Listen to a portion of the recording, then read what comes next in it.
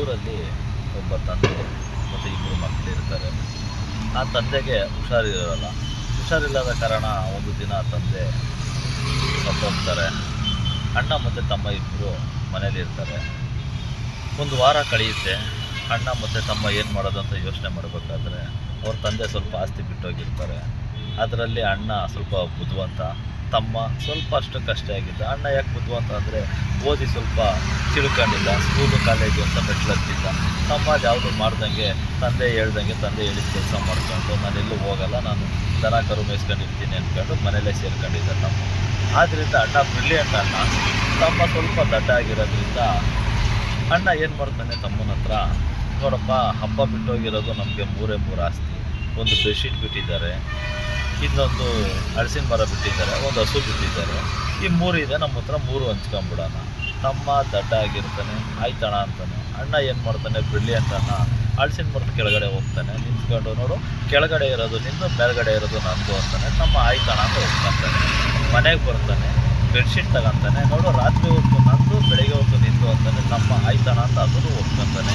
ಅದಾದಮೇಲೆ ಇನ್ನು ಹಸು ಹತ್ರ ಹೋಗ್ತಾನೆ, ನೋಡು ಹಿಂದ್ಗಡೆ ಇರೋದು ನಂದು, ಮುಂದ್ಗಡೆ ಇರೋದು ನಿಂದು ಅಂತ ಹೇಳ್ತಾನೆ. ಸರಿ ಅಣ್ಣ ಆಯಿತು ಅಂತ ಅದನ್ನು ಹೇಳ್ತಾನೆ.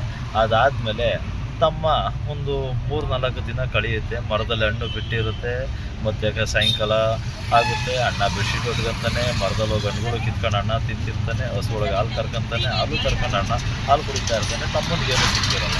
ತಮ್ಮನಿಗೆ ಒಬ್ಬ ಗೆಳೆಯ ಇರ್ತಾನೆ. ಆ ಗೆಳೆಯ ಅಲ್ಪ ಸ್ವಲ್ಪ ಓದ್ಕೊಂಡಿರೋ ಗೆಳೆಯ ಇರ್ತಾನೆ.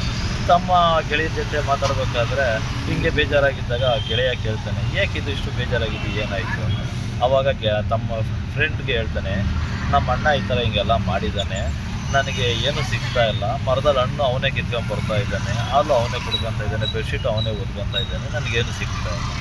ಆವಾಗ ಆ ದಡ್ಡ ಫ್ರೆಂಡ್ಗೆ ಬುದ್ಧಿವಂತ ಗೆಳೆಯ ಇರ್ತಾನೆ. ಸ್ವಲ್ಪ ಓದ್ಕೊಂಡಿರೋ ಗೆಳೆಯ ಯಾವ ಥರ ಐಡಿಯಾ ಕೊಡ್ತಾನೆ ಅಂದರೆ, ಒಂದು ಕೊಡ್ಲಿ ಏನಕ್ಕೆ ಕೊಡ್ಲಿ ತೊಗೊಂಡೋಗಿ ಮರ ಕಡಿ. ಸರಿ ಆಯಿತು ಅಂದ್ಬಿಟ್ಟು ಈ ದಡ್ಡ ಆಗಿದ್ದವನು ಏನು ಮಾಡ್ತಾನೆ, ಕೊಡ್ಲಿ ತಗೊಂಬಂದು ಮರ ಕಡಿಯೋಕ್ಕೆ ನಿಂತ್ಕೊತಾನೆ.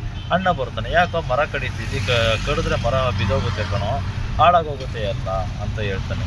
ಅಣ್ಣ ನಂದಿದ್ದು, ನಾನೇನಾದರೂ ಮಾಡ್ಕೊತೀನಿ ಅಂತ ತಮ್ಮ ಹೇಳ್ತಾನೆ. ಆವಾಗ ಅಣ್ಣ ಅದಕ್ಕೆ ಹೇಳ್ತಾನೆ, ಬೇಡ ಕಣೋ, ಇಬ್ಬರು ಸಮಾನವಾಗಿ ಹಂಚ್ಕೊಂತೀನಿ ನಾನು ಅಂತ ಹೇಳ್ಬಿಟ್ಟು ಅಣ್ಣ ಕಿತ್ಕೊಂಡು ಅಣ್ಣ ತಮ್ಮ ಇಬ್ಬರು ತಿನ್ಕೊಂತಾರೆ. ಬೆಡ್ಶೀಟು ತಮ್ಮ ಏನು ಮಾಡ್ತಾನೆ, ಬೆಳಗ್ಗೆ ಹೊತ್ತು ಅವನು ಸರ್ದಿ ಇರೋದ್ರಿಂದ ಆ ಬೆಡ್ಶೀಟ್ನ ತಗೊಂಡು ಹೋಗ್ಬಿಟ್ಟು ನೀರಲ್ಲಿ ಎದ್ದು ಬಿಡ್ತಾನೆ. ಅಣ್ಣ ನೈಟ್ ಹೊತ್ತು ಬೆಡ್ಶೀಟ್ ಒದ್ಕೊಳಕ್ಕಾಗಲ್ಲ. ಯಾಕೋ ಹಿಂಗೆ ಮಾಡಿದ, ಅಣ್ಣ ನಂದದು, ನಾನೇನಾದರೂ ಮಾಡ್ಕೊತೀನಿ ಬೆಳಗ್ಗೆ ಹೊತ್ತು, ನೈಟ್ ಹೊತ್ತು ನೀನೇನಾದರೂ ಮಾಡ್ಕೊ ಅಂತ ತಮ್ಮ ಹೇಳ್ತಾನೆ. ಅಯ್ಯೋ ಆಯ್ತು ಬೇಡ ಬಿಡಪ್ಪ, ಸಮಾನವಾಗಿ ಹಂಚ್ಕೊಳ್ಳೋಣ ಅಂತ ಹೇಳ್ಬಿಟ್ಟು ಅಣ್ಣ ತಮ್ಮ ಒಂದೇ ಬೆಡ್ಶೀಟ್ನ ಹಂಚ್ಕೊಂಡು ಮನೆಗೆ ಕಂತಾರೆ. ಅದಾದಮೇಲೆ ಇನ್ನು ಬೆಳಗ್ಗೆ ಹೊತ್ತು ಹಸು ಹತ್ರ ಅಣ್ಣ ಹಾಲು ಕರಿತಾ ಇರ್ತಾನೆ. ತಮ್ಮ ಅಲ್ಲಿಗೆ ಬರ್ತಾನೆ. ಅಲ್ಲಿಗೆ ಬಂದು ಹಸುಗೆ ಹೊಡಿತಿರ್ತಾನೆ. ಹಸು ಬಂದು ಹಾಲು ಕೊಡೋಲ್ಲ, ಒದ್ಬಿಡುತ್ತೆ. ಅವಾಗ ಅಣ್ಣ ಕೇಳ್ತಾನೆ, ಯಾಕೋ ಹಸು ಹೊಡಿತಿದ್ಯಾ? ಅಣ್ಣ ನಂದು, ನಾನೇನಾದರೂ ಮಾಡ್ಕೊತೀನಿ, ಹಿಂದ್ಗಡೆ ನೀನೇನಾದರೂ ಮಾಡ್ಕೊ ಅಂತ ಹೇಳ್ತಾನೆ.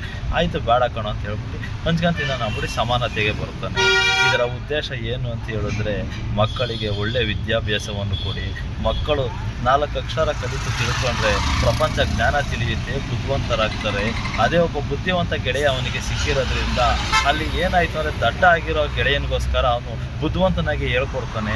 ಅಲ್ಲಿ ಸಮಾನತೆ ಅನ್ನೋದು ಬಂತು, ಎಲ್ಲರಿಗೂ ಸಮಾನವಾಗಿರೋದು, ಏನೇನು ದೊರಕಬೇಕು ಅದೆಲ್ಲ ದೊರಕಿತು. ಅದೇ ತಮ್ಮನೂ 4 ಅಕ್ಷರ ಕಲಿತು ವಿದ್ಯಾವಂತನಾಗಿದ್ದಿದ್ದಾರೆ ಅಲ್ಲಿ ಯಾವುದೇ ಸಮಸ್ಯೆ ಬರ್ತಿರೋದಿಲ್ಲ. ಅಣ್ಣ ಹೇಳ್ತಿದ್ದಂಗೆ, ಅಣ್ಣ ಇದು ನನಗೆ ಬೇಡ ಕಣೋ, ಇಬ್ಬರು ಹಂಚ್ಕೊಂತೀನಿ ನಾನು ಅಂತ ಹೇಳ್ಬಿಟ್ಟು ತಮ್ಮ ಬುದ್ಧಿ ಹೇಳ್ಬಿಟ್ಟು ಹಂಚ್ಕೊಂತೀನಿ ನಾನು.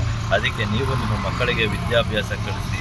ಡಾಕ್ಟರ್ ಅಂಬೇಡ್ಕರ್ ಹೇಳಿರುವ ಹಾಗೆ ಎಲ್ಲ ಮಕ್ಕಳನ್ನು ವಿದ್ಯಾವಂತರಾಗಿ ಮಾಡಿ, ನೀವು ಬುದ್ಧಿವಂತರಾಗಿ ಬಾಳಿ.